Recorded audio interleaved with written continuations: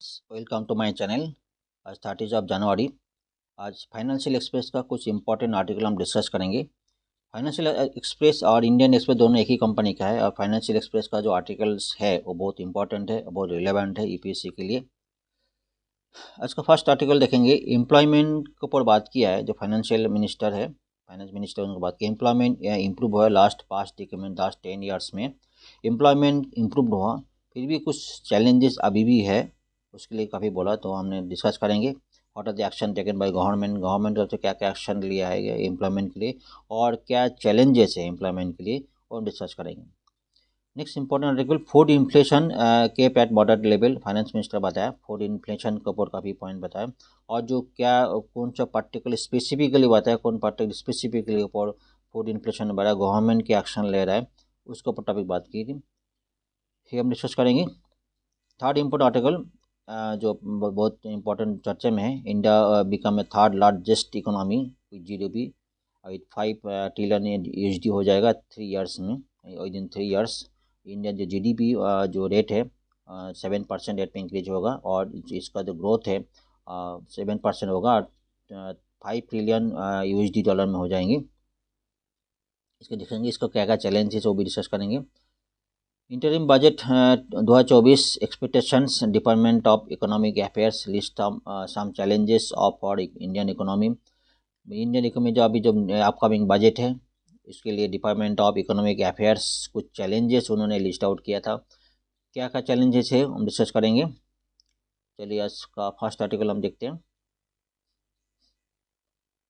Employment improve in the past tickets, formulations still a challenges. Finance minister बताया जो India has witness a notable transformation in its employment landscape. Several point है, several area में कारण के वजह से जो इंडिया जो एम्प्लॉयमेंट है इंक्रीज हुआ, ठीक है, वो क्या का पॉइंट है। फाइनेंस मिनिस्टर बता रहे overall past decade India employment opportunity has been increase positively. काफ़ी सेक्टर में इंक्रीज हुआ, काफ़ी गवर्नमेंट काफ़ी स्टेप लिया है, इस स्किल डेवलपमेंट को काफ़ी काम किया है, एंटरप्रेन्योरशिप पर काफ़ी काम किया। मोर जो इंडस्ट्री डाइवर्सिफिकेशन, मतलब इंडस्ट्री जितना डाइवर्सिफिकेशन होगा उतना ही एम्प्लॉयमेंट जनरेट होगा, ठीक है। इंडस्ट्री पहले स्पेसिफिक कोई लिमिटेड रहेगी, कभी उसके लिए एम्प्लॉयमेंट जनरेशन उतना, जितना एम्प्लॉयमेंट इंडस्ट्री को डाइवर्सिफाइड करेंगे। यदि पहले एक एग्जाम्पल हम दें, कुछ दिन से बात करें जो गवर्नमेंट के पीछे पड़े हैं, यदि एग्रीकल्चर सेक्टर है, ठीक है, अगर एग्रीकल्चर एग्जाम्पल लेंगे, पहले सिर्फ एग्रीकल्चर था, अभी के एग्रीकल्चर फूड प्रोसेसिंग का काम कर रहे हैं, एग्रीकल्चर अलग उसका ट्रेडिंग का काज कर रहा है, अलग फूड पैकेजिंग का काम कर रहे हैं, पैकेजिंग उसके एक्सपोर्ट का बात कर रहा है, ठीक है, एक्सपोर्ट ओरिएंटेड का बात कर रहे हैं। इस सारी सेक्टर में जो है गवर्नमेंट तो उसको इंडस्ट्री, एक छोटा इंडस्ट्री को अलग अलग डाइवर्सिफाइड कर रहा है। बहुत इंपॉर्टेंट टॉपिक है। इसके लिए जो है एम्प्लॉयमेंट जनरेशन हो रहा है, आदमी को एम्प्लॉयमेंट काम मिल रहा है और वर्कलोड बढ़ रहा है, तो आदमी जो है उसको बाद में जो अर्निंग बढ़ रहा है, कई कई सेक्टर में इंक्रीज है। एक तो अर्निंग बढ़ रहा है, एम्प्लॉयमेंट जनरेशन हो रहा है, ठीक है, ये सारी पॉइंट इसके ऊपर एम्प्लॉयमेंट है। स्किल डेवलपमेंट, जो बहुत सारी चीज़ें ये जो नॉलेज का किसको नहीं थे, वो नॉलेज गवर्नमेंट तरफ से जो है स्किल डेवलपमेंट कर रहे हैं। वुमेन का वुमेन्स को लेबर फॉर पार्टिसिपेंट्स का रेट इंक्रीज हो रहा है, वुमेन बहुत सारे वर्क कर सकते हैं। अभी नेक्स्ट आर्टिकल देखेंगे जो काफ़ी सारे सेक्टर में, एग्रीकल्चर सेक्टर में जो वुमेन को इन्वॉल्वमेंट इंक्रीज हो रहा है, ठीक है। हमारा जो मेन्स जो है वो स्किल डेवलपमेंट और भी सेक्टर में, एग्रीकल्चर को और इस सेक्टर में जाके अर्निंग कर रहे हैं, और मेल्स फीमेल जो है एग्रीकल्चर में इन्वॉल्व हो रहा है। ये मतलब एक डाइवर्सिफिकेशन बहुत इंपॉर्टेंट टॉपिक है। इसके लिए जो एम्प्लॉयमेंट जनरेशन है बहुत काफ़ी इम्पॉर्टेंट हो। कहाँ सम चैलेंजिंग भी है, ठीक है, चैलेंज एक्सपोज कंटिन्यू लास्ट पे शैडोज जो है कम सम चैलेंजेस भी है, मतलब उसको वर्क को फॉर्मुलेशन करना, उसको, जैसे कि हम बात कर रहे हैं एग्रीकल्चर फूड पैकेजिंग है, फूड पैकेजिंग को एक्सपोर्ट पे इंक्रीज करना है, जो एक चेन है, चेन को इंक्रीज करना पड़ेगा, चेन तभी तो, और एम्प्लॉयमेंट जो है और जनरेशन ज़्यादा होगा। जैसे कि हम बात कर रहे हैं, हम टेक्सटाइल सेक्टर में बात करें, टेक्सटाइल में ऐसे में लोग जब टेक्सटाइल से बात करो, उसको टेक्सटाइल जो हमारा काफ़ी फ्री ट्रेड एग्रीमेंट की बात कर रहे हैं, तो गवर्नमेंट अलग अलग, पहले जो यूएस और यूरोप में उसका यूएस और यूरोप में उसका मार्केट था, अभी बाकी अदर्स कंट्री में गवर्नमेंट ऑर्डर ले रहा है यूएस का, यूरोप छोड़ के। जैसे कि या हम सोच रहे हैं फ्री ट्रेड एग्रीमेंट ओमान की बात कर रहे हैं, यूके का शायद बातचीत चल रहा है, पेरू का शायद बात चल रहा है, मतलब इसको अलग अलग डाइवर्सिफिकेशन गवर्नमेंट, जैसे कोई जियो पॉलिटिकल इशूज आ जाता है, ठीक है, कहीं ना कहीं कोई जियो पोलिटिक्स इशूज़ को जो एक्सपोर्ट के ऊपर इम्पैक्ट पड़ते हैं, एक्सपोर्ट इम्पोर्ट के ऊपर इम्पैक्ट पड़ता है। जैसे कि यूके यूक्रेन का सब रशिया का युद्ध था, अभी अभी रेड सी का इशू अभी करंट में चल रहा है, इसराइल और गाजा का जो हमास गाजा का इशूज़ है। इसके बाद भी कई सारी इशूज़ है, गवर्नमेंट इस सारी चैलेंजेस का भी मुकाबला करना पड़ेगा। अच्छे अब एम्प्लॉयमेंट जनरेशन है उसका जो ऑर्डर आएंगे, फैक्ट्री चलेंगे, उसके जनरेशन ज़्यादा होगा, एम्प्लॉयमेंट ज़्यादा होगी, ये सारी को गवर्नमेंट लगातार वर्क कर रहा है। बोलो ना, देखिए इंक्लूडिंग इकोनॉमिक रिफॉर्म करना, टेक्नोलॉजिकल एडवांसेस है और इम्फेसिस स्किल डेवलपमेंट, ये सारी वर्क जो है वैसे जो एम्प्लॉयमेंट जनरेशन के ऊपर काफ़ी वर्क किया लास्ट 10 ईयर्स के ऊपर गवर्नमेंट जो वो है एनालिसिस किया लास्ट 10 ईयर्स के वर्क किया, ये बात कर रहा है। ठीक है, कुछ फाइंडिंग्स है एज पर आर्टिकल, जो फाइंडिंग्स है एज पर periodic labour force participation survey, जो सर्वे है female male and female labour force participation से हम देखेंगे। जैसे कि ये बात करें 2017-18 में क्या था, 2017 में 6.60 था अनएम्प्लॉयमेंट, अभी 2022-23 में 3.2 जो है 3.20 है अनएम्प्लॉयमेंट रेट 2022-23 में है। मतलब इम्प्रूवमेंट, मतलब इम्प्रूवमेंट है ये ओवरऑल है। अर्बन का बात करेंगे और रूरल का बात करें, अर्बन का बात करें पहले था 7.7, आज 5 हो गया, 5.4 हो गया। अनएम्प्लॉयमेंट का बात कर रहा हूँ, रूरल में काफ़ी इंप्रूवमेंट हुआ, मतलब 100% ऊपर 5.3 था, 2 पहले 2.4, आधा से मतलब आधा आधा कम से कम आधा से भी कम हो गया। ये हो गया ना मतलब लेबर फोर्स पार्टिसिपेंट की बात करें, अनएम्प्लॉयमेंट करें।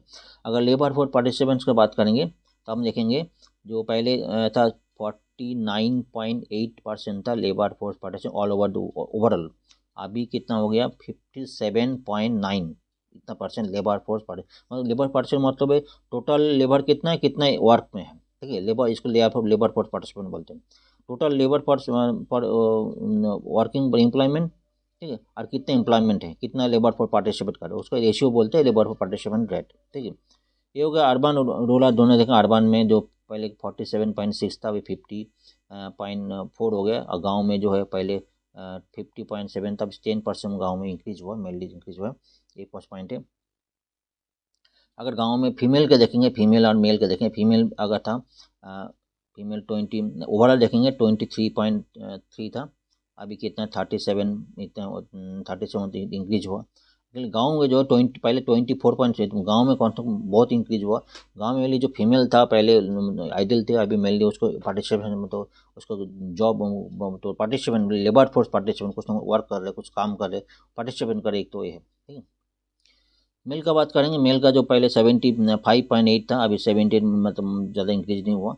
मेल का लेबर फोर्स पार्टिसिपेंट में अर्बन और रूरल में जो थोड़ा गांव में थोड़ा थोड़ा बहुत वेरिएशन हुआ, और जो अर्बन कहते हैं थोड़ा बहुत माइनर वेरिएशन हुआ। एक कुछ पॉइंट है फाइंडिंग से।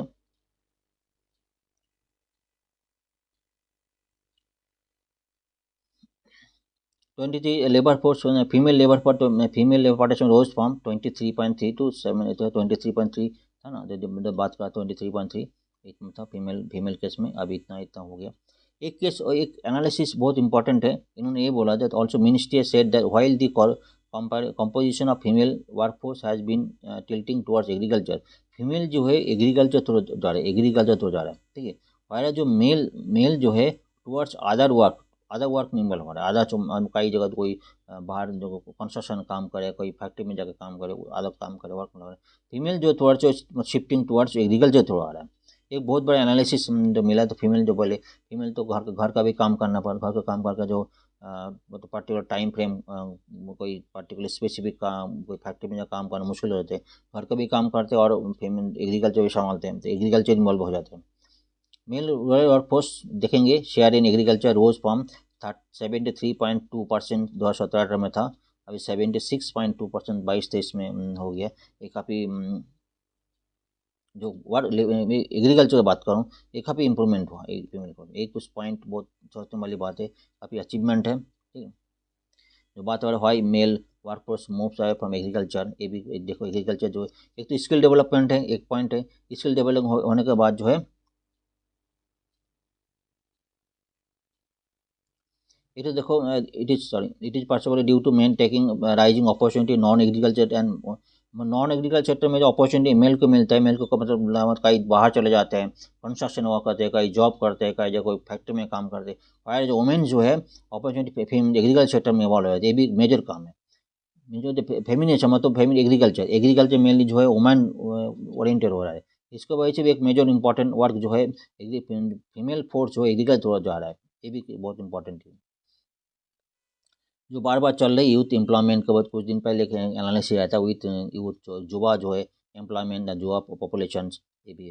ये तो युवा पॉपुलेशन में इंक्रीज है, इंडिया का मेन तो युवा पॉपुलेशन है, और युवा एम्प्लॉयमेंट का भी बातचीत चल रही है, ठीक है। दोनों इंपॉर्टेंट। ये तो युवा एम्प्लॉयमेंट के लिए एम्प्लॉयमेंट जनरेशन करना गवर्नमेंट के लिए चैलेंजिंग है।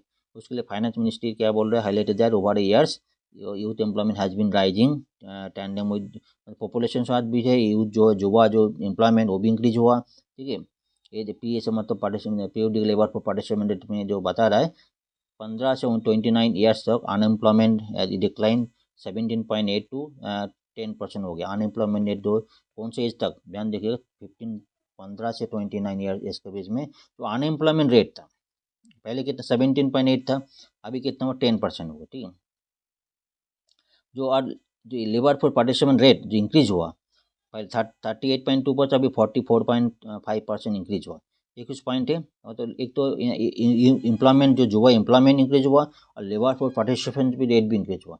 ये कई सारी फैक्टर गवर्नमेंट इनिशिएटिव ले, एक तो इंजीनियरिंग सेक्टर भी है, गवर्नमेंट जो है ग्लोबलाइजेशन पॉइंट पे काफ़ी सारी स्किल डेवलपमेंट इशू किया, ठीक है। काफ़ी पॉइंट है जो युवा जो है उसके लिए इकोनॉमिक जो जॉब क्रिएशन है उसका सेल्फ डिपेंडेंट करना, ये सारी केस को उसका लेबर फॉर पार्टिसिपेंट इंक्रीज हो रहा है और जॉब क्रिएशन भी हो उसका इंक्रीज हो रहा है। ये कुछ पॉइंट है। चलिए नेक्स्ट देखते हैं। फाइनेंस मिनिस्टर बताया food inflation kept at moderate level. जो फूड इन्फ्लेशन है उन्हें मॉडरेट लेवल में है, कुछ पर्टिकुलरली स्पेसिफिक फूड आइटम के ऊपर बात किया जो कि काफ़ी इंक्रीजिंग लेवल में है, जिसके ऊपर वो एक्शन लेना उसके ऊपर इनोवेशन का बात कर रहे हैं, कुछ इनोवेशन का चाहिए। और गवर्नमेंट तरफ से कुछ फैसिलिटीज़ मिला, गवर्नमेंट से कुछ हेल्प भी मिला, गवर्नमेंट से सपोर्ट भी मिला, जिसका वजह से जो फूड इन्फ्लेशन है वो काफ़ी डिक्रीजिंग ट्रेंड में है, और जो आने वाला दिन में काफ़ी इंप्रूवमेंट होगा। और जो एग्रीकल्चर जो एक्सपोर्ट है उसको फिर काफ़ी इम्पैक्ट पड़ा। इसका क्या क्या गवर्नमेंट के स्टेप्स है, गवर्नमेंट क्या क्या हेल्प मिला, किसानों को क्या क्या हेल्प मिली, और किस किस एरिया में इनोवेशन चाहिए, वो हम डिटेल में बात करते हैं, ठीक है। एज पर फाइनेंस मिनिस्टर उन्होंने जो पॉइंट है वो हम बात देख लेते हैं। फर्स्ट उन्होंने बोला फूड इन्फ्लेशन जो है मॉडरेट लेवल में है, मतलब बहुत एज पर जो अदर्स कंट्रीज जो है उसके हिसाब से जो फूड इन्फ्लेशन इंडिया में इतना हाई रेंज पे नहीं है, एज पर जो मंडे उन्होंने बताया। एग्रीकल्चर सेक्टर में मेनली जो एग्रीकल्चर सेक्टर में परफॉर्म काफ़ी अच्छा परफॉर्म किया है, ये बताया। इन्फ्लेशन जो काफ़ी कुछ जो स्पेसिफिक कुछ रीजन है इस पर जगह पे जो बताया मतलब अनटाइमली रेन, कुछ जो क्लाइमेट ग्लोबल क्लाइमेट इंक्रीज हो रहा है, क्लाइमेट का वजह से फूड क्रॉप लॉसेज हो जाता है, वेदर ड्राइविंग सप्लाई चेन में कुछ क्रॉप जो वेदर ड्राइविंग है, वेदर का ऊपर डिपेंडेंट है, ठीक है। वेदर डिपेंडेंट जैसे हीट हो गया, वेदर डिपेंड, कभी अचानक सडन बरसात आ जाते हैं, बारिश हो जाते हैं, तो हीट का जो सोन है उसका ऊपर जो है क्रॉपिंग में काफ़ी इम्पैक्ट हो जाते हैं। एक उस जो वेदर ड्राइविंग जो क्रॉप है उसके ऊपर जो वेदर के ऊपर डिपेंडेंट है, ठीक है, उस क्रॉप के ऊपर जो है काफ़ी काफ़ी इम्पैक्ट पड़ा। फिर भी जो है इंडिया का जो एग्रीकल्चर जो सेक्टर काफ़ी वो अच्छा परफॉर्म किया है, ऐसे बता रहे। कंटिन्यूस इनोवेशन रिक्वायर्ड, कुछ कंटिन्यूस इनोवेशन रिक्वायर्ड बता रहे। इनोवेशन जो है प्रैक्टिस जो है फार्मिंग प्रैक्टिस, क्रॉप वैरायटी जो देखा जीटी वैरायटी, कुछ बात का जो जीएम क्रॉप का बात कर रहे हैं, ठीक है। जीएम क्रॉप का बात करें, जो ये सोर्सो जो है जीएम क्रॉप का बात करें, मस्टर्ड जीएम का बात करें, अगर वो अप्रूव्ड हो जाए, सुप्रीम कोर्ट अप्रूव हो जाए बा हमारा गवर्नमेंट अप्रूव हो जाए, उसमें काफ़ी इनोवेशन होगा, काफ़ी इम्प्रूव्ड होगा। तो अदर्स कंट्रीज भी इस जीएम क्रॉप यूज़ कर रहे हैं, उसका जो मेनली ईडिबल है, हमारा जो मेनली जो ईडिबल ऑयल का हम प्रॉब्लम है, हमारा मेनली जो इम्पोर्ट कहाँ पे करते हैं, इम्पोर्ट ईडिबल ऑयल इम्पोर्ट करते हैं हमारा, जो सरसों करते हैं, सोयाबीन करते हैं, ईडिबल हमारा जो मार्केट, अगर ये हमारा और इनोवेशन हो जाएगा, इनोवेशन होगा तो हमारा जो जो डोमेस्टिक जो इम्पोर्ट इम्पोर्ट के ऊपर डिपेंडेंट है, ठीक है, इम्पोर्ट डिपेंडेंसी हमारा और कम हो जाएगा, ये बात कर रहे हैं। Diversified and nutritious food basket in the country, जो हमारा अगर इनोवेशन हो जाएगा, ठीक है। और दूसरा जो है स्टेज स्टार्टिंग में एवरेज जो है अगर फूड ग्रेन प्रोडक्शन अगर बढ़ा जाए, food grain production 289 million tonne था ड्यूरिंग फाइनेंशियल ईयर 2015 से लेकर 2023 में 289 मिलियन टन था, पहले कितना था 2005, तो उसका पहले 10 साल था 233 मिलियन था। ठीक है, इसका जो फूड क्रॉप जो प्रोडक्शन जो है, पॉपुलेशन में जो, लेकिन फूड क्रॉप प्रोडक्शन में काफ़ी इंक्रीज हुआ। Just ahead of the budget wheat pulses nutri cereal से oil seeds record increase in the production. Wheat का पौधे का बातचीत तो चले, व्हीट का ऊपर काफ़ी एमएसपी काफ़ी इंक्रीज हुआ। देखो एक तो इंक्रीज कैसे होगा, अगर जो फार्मर्स है उसको मिनिमम सपोर्ट प्राइस रहेगा, मिनिमम प्राइस रहेगा, उसको प्राइस होगा प्रॉफिट ही नहीं होगा तो उसका दूसरा कुछ टाइप का जो है ना कर लेते हैं, उसका नहीं होता। व्हीट का जो गवर्नमेंट है, एक तो एक्सपोर्ट बैन किया, उसका तो फार्मर्स के लिए फ़ायदा मिल गया, एक्सपोर्ट डोमेस्टिक हो तो प्राइस जो है डाउन नहीं हुआ। ठीक है, एक फ़ायदे मिले। ऑनियन का बैंड है, बहुत सारे प्रोडक्ट का ऊपर जो इम्पोर्ट ड्यूटी लगाए। ठीक है, और भी जो पल्सेज हमारा जो जहाँ पे न्यूट्री केरल से ऑयल सीड्स के ऊपर अपना और इंक्रीज़ करना है, ऑयल सीड्स के ऊपर जो इंक्रीज करेंगे तो और भी ज़्यादा हमको फ़ायदा मिलेगा। ये कुछ पॉइंट है। इनोवेशंस को तो है ही, इनोवेशंस को अगर जीएम क्रॉप अगर अप्रूव हो जाए तो हमारे लिए एक बहुत बड़ा चैलेंज, बहुत बड़ा अचीवमेंट हो इंडिया के लिए एक। ठीक है, India Indian global global dominance across agriculture sector जो है ही है, इंडिया मेनली ग्लोबल डोमिनेंस है। इसके लिए क्या हुआ है, तो मिल्क प्रोड्यूसर है, मिल्क पल्स स्पाइस जो प्रोड्यूस वर्ल्ड वाइड जो है, इंडिया अच्छी पोजीशन में मिल्क पल्सेज एंड स्पाइस है। Indian import performance also reflected in subsidy range in agriculture export जो है इंक्रीज हुआ 4.2 ट्रिलियन 4.2 ट्रिलियंस का जो एक्सपोर्ट किया है 2023 में, एज कम्पेयर टू प्रीवियस से भी, जो उससे भी बहुत इंक्रीज हो कुछ हुआ। फाइनेंशियल असिस्टेंट तो है, फाइनेंशियल असिस्टेंट का फाइनेंस मिनिस्टर फाइनेंस असिस्टेंट किया जो पहले प्रधानमंत्री मनधन योजना PMKMY योजना और PM किसान योजना है, प्रधानमंत्री फसल बीमा, ये सब योजना जो है उसको जो फार्मर्स के लिए उसको बेनिफिट मिला। ठीक है, उसका जो है देखो PMKMY योजना मंथली पेंशन 3000 मिला, फिर अब 2.3 million small and marginal farmers को डिलीवरी हुआ, जो 60 ईयर्स के ऊपर है, मंथली 3000 के ऊपर उसको पेंशन मिलेंगे।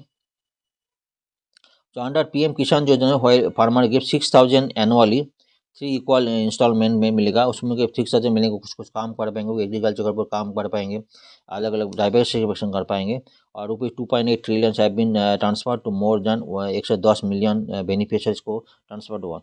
ये कुछ जो इसको बहुत ध्यान, ये क्वेश्चन आ सकते हैं। PMKMY जो PM जो फसल बीमा योजना, PM किसान योजना, इसके ऊपर जो गवर्नमेंट जो फार्मर्स को किस तरह फ़ायदा मिलते हैं, इसको वो जो है इसका एक्शंस क्या क्या इम्प्लीमेंट किया गवर्नमेंट तरफ से, एक तो गवर्नमेंट तरफ से क्या क्या स्टेप्स है।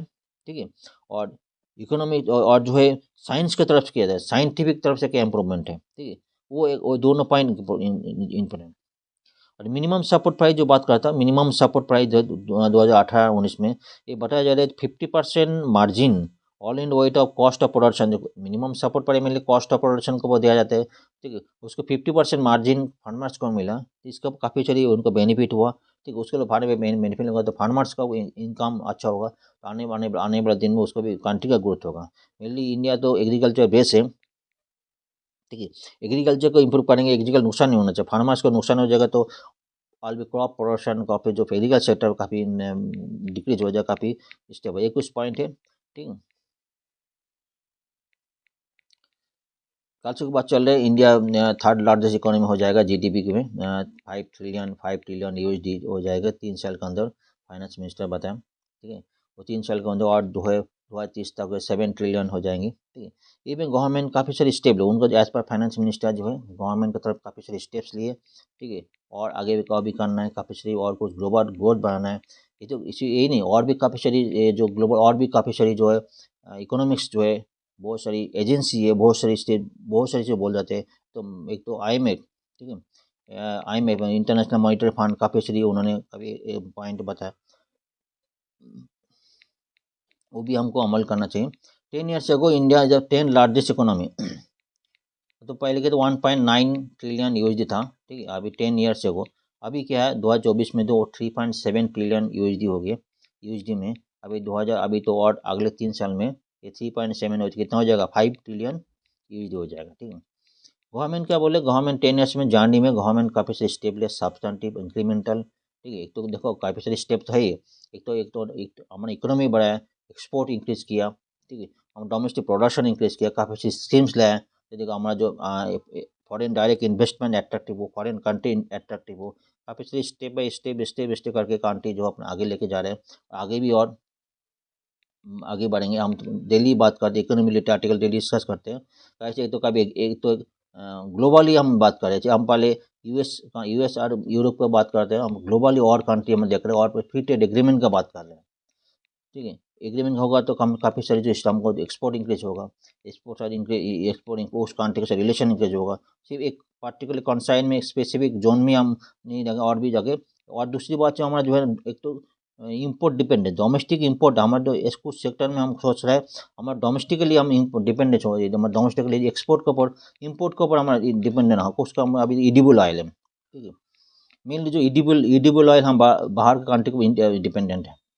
54 के ऊपर परसेंट जो बाहर से का ये डिवोर्स, अभी हमारा इन्फ्लेशन मेंटेन हो पाते हैं।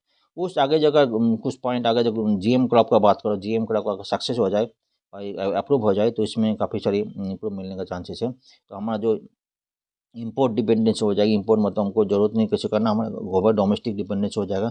इसके लिए भी जो है इंक्रीज हो जाएगी। अगर इंपोर्ट डिपेंडेंस हमारा जो इंपोर्ट डिपेंडेंसी हो जाएगा, डोमेस्टिक डिपेंडेंसी हो जाएगा, क्या होगा तो हमारा जो इकोनॉमी, हमारे कंट्री का जो ये डॉलर से जो फॉरेन जो कंट्री करेंसी है वो हमारा अपोजिट आएगा, तो हमारी economy already by default growth हो जाएगी।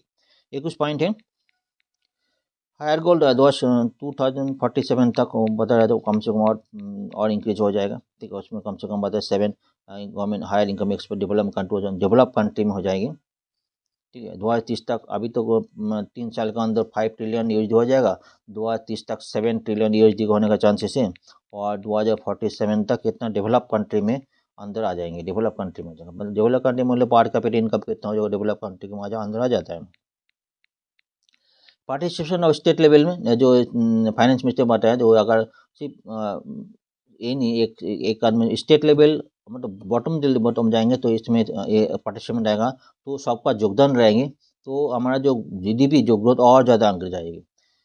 स्टेट रिफॉर्म गवर्नमेंट जो state level, district, block, village level में हर मतलब माइक्रो मतलब हर स्टेप में उसके इन्वॉल्वमेंट होना चाहिए, हर आदमी के इन्वॉल्वमेंट चाहिए। मेकिंग द सिटीजन फ्रेंडली में, सिटीजन में स्मॉल बिजनेस फ्रेंडली, हर सिटीजन का फ्रेंडली होना चाहिए। जो जीडीपी ग्रोथ के लिए हर सिटीजन का इन्वॉल्व होना चाहिए, हर बिजनेस का फ्रेंडली होना चाहिए जो हमारा जीडीपी ग्रोथ के लिए। अच्छा, एंड एरिया साथ हेल्थ, एजुकेशन, लैंड, लेबर, ये सारे सेक्टर है, सारे सेक्टर में उसको हेल्प एजुकेशन इंप्रूव होगा। ठीक है, दूसरा डोमेस्टिक डिमांड, काफ़ी दिन कुछ दिन पहले ही बात कर रहा था, डोमेस्टिक डिमांड बहुत इंपॉर्टेंट फैक्टर है। अगर हम हमारा कंट्री का मेन एक नेगेटिव पॉइंट आ रहा है, जो बाहर के एफडीआई आने में प्रॉब्लम हो रहा है, एक तो डोमेस्टिक डिमांड, एक तो इन्फ्लेशन है, उसके डोमेस्टिक डिमांड अगर कम हो जाएगा, ठीक है, उसके लिए अगर बाहर कंट्री हमारे एफडीआई इन्वेस्टमेंट करेंगे, हमारा जो डिमांड इंक्रीज नहीं होगा, हमारा पीपल का डिमांड इंक्रीज नहीं होगा, तो हमारा जो इम्प्रूवमेंट जो ग्रोथ जो हमारा जो इंडिया का जो ग्रोथ है, ठीक है, प्रोडक्शन है, उसको फायदा नहीं मिलेगा, ये बात हो रहा है। इसलिए जो है डोमेस्टिक डिमांड जो increase driven economy 5% growth, GDP growth होगा लास्ट ईयर, उसमें तो एक इंपॉर्टेंट टॉपिक है डोमेस्टिक डिमांड का। 7 ट्रिलियन की बात हो रहा था, 2030 7 ट्रिलियन की करेंगे। हमारा जो एक देखिए maintain post recovery, post Covid, जो हमारी रिकवरी जो है कोविड टाइम का, जब हमें रिकवरी पॉइंट इशू हुआ था, हमारा लॉकडाउन हुआ था कोविड के टाइम में, लेकिन पोस्ट कोविड में हमारी रिकवरी भी हुआ था। हमारा जो कई पॉइंट जो फिशल डेफिसिट का बात कर रहे हैं, कई सारी फॉरेन करेंसी रिजर्व का बात करें, पोस्ट अभी कई सेक्टर में हमारा अभी भी काम करना है। जैसे एक तो है फिशल डेफिसिट, फिजिकल डेफिसिट है हमारा, उधारी हो रहा है, उधारी के बात में हो रहा है। और जो टाइम कोविड के टाइम में जितना उधारी हुआ, फिजिकल डेफिसिट हो, वो धीरे धीरे अभी कितना 7 आसपास 4% में लेके जाना है। ठीक है, वो ये भी काम है, कुछ काम है, वो कुछ और भी चैलेंजिंग काम है। ठीक है, ये कुछ पॉइंट है। नेक्स्ट आर्टिकल चलते हैं। Department of economy affairs list out challenges of Indian economy, काफ़ी इंपॉर्टेंट आर्टिकल है। लेकिन इंडियन इकोनॉमी के क्या क्या चैलेंजेस हैं, जो डिटेल्स में काफ़ी चर्चा में है। कुछ चैलेंजेस तो है ही है, जो गवर्नमेंट काफ़ी स्टेप्स ले रहा है उसको मुकाबला करने के लिए। काफ़ी ये भी तो बताया गया, इतना चैलेंजेस होने के बाद भी जो इंडियन जो एक्सपोर्ट जो है डबल हो जाएगा, 2 ट्रिलियन यूएसडी हो जाएगी अगले 2 साल में। काफ़ी सारी स्टेप्स ले रहा है, जैसे एफटीए फ्री ट्रेड एग्रीमेंट का बात कर रहे हैं, कई सारी other than US and Europe others country में जाके ऑर्डर्स लाने की बात कर रहे हैं। हमारा जो ग्लोबल हमारा इंडियन जो डोमेस्टिक प्रोडक्शन बूस्ट अप करने का बोल रहा है, ठीक है। तो उस पॉइंट डिस्कस करते हैं जी। अच्छा पॉइंट बहुत चैलेंजेस का इंटीग्रेटेड ग्लोबल इकोनॉमी। ये बताया जा रहा है हमारा जो इंडियन इकोनॉमी है सिर्फ डोमेस्टिक बेस में तो नहीं है, ग्लोबल के बेस में भी है। ग्लोबल अगर कोई डेवलपमेंट हो, ग्लोबल रिसेशन में है, कुछ पॉइंट इंक्रीज हो रहा है, कभी जगह ग्लोबल सिक्योरिटी पॉइंट में इशू हो रहा है, कोई ग्लोबल में रिसेशन चल रहा है, तो उसके इम्पैक्ट इंडिया में भी आता है, ठीक है। ये भी पॉइंट इंटीग्रेटेड ग्लोबलाइजेशन की वजह से भी है, बाहर कंट्री में रिसेशन करके वजह से भी इंडिया का इम्पैक्ट भी पड़ेंगे, ये भी है।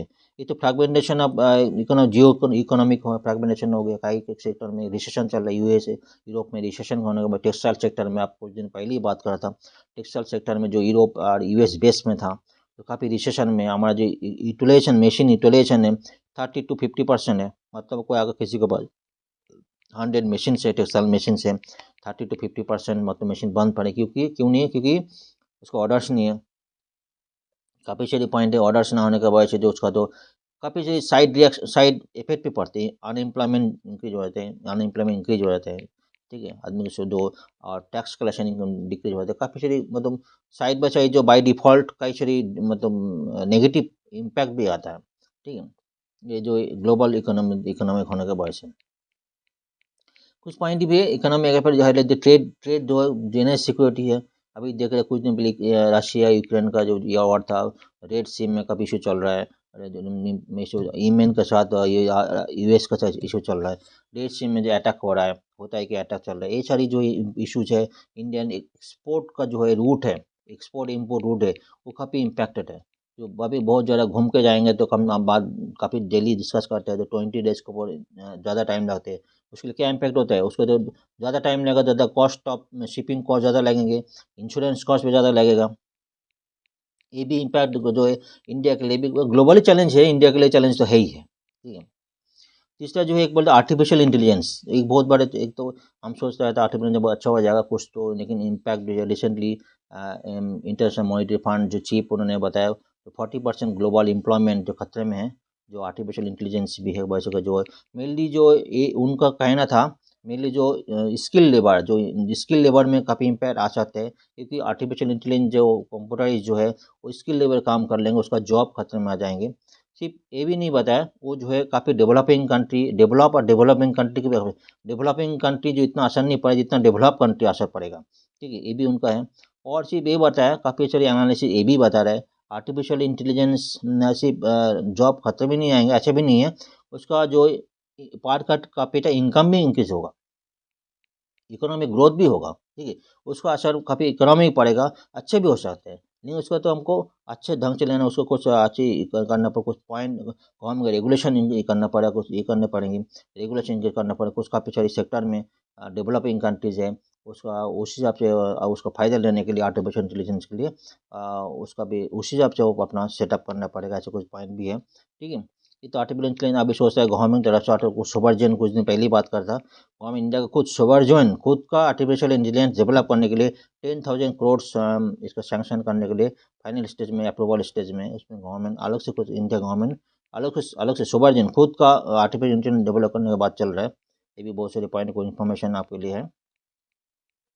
स्किल वर्कफोर्स, तो स्किल वर्कफोर्स इंडिया के लिए चाहिए, ट्रेनिंग चले, लेकिन फिर भी हमारे स्किल वर्कफोर्स अभी भी इंडिया के लिए तो कम स्किल, जितना बाहर कंट्री में है उतना स्किल लेवल हमारे पास नहीं है, स्किल लेवल हर ये बात है, इस लर्निंग आउटकम स्कूल लेवल में बात करने का है, स्कूल लेवल से स्किल लेवल इंजीनियरिंग जो सेक्टर जो है और बूस्टअप करना पड़ेगा, जो लेबर सेक्टर है उसके उस पर्टिकुलर जिस लेवल में स्किल चाहिए, उस लेवल में स्किल देने के लिए स्किल चाहिए, जैसे कि कोई टेक्सटाइल हो गया, आर्टिफिशियल इंटेलिजेंस हो गया, उस लेवल स्किल चाहिए देने के लिए, उस पर्टिकुलर अपग्रेडेड मशीन हो गया, उसके लिए उसी मशीन चलाने के लिए जितने स्किल चाहिए वो स्किल ट्रेनिंग देना पड़ेगा। ये कुछ पॉइंट है, एक चैलेंजिंग है हमारे इंडिया के लिए, ठीक है। आज इसी तक है, थैंक यू वेरी मच।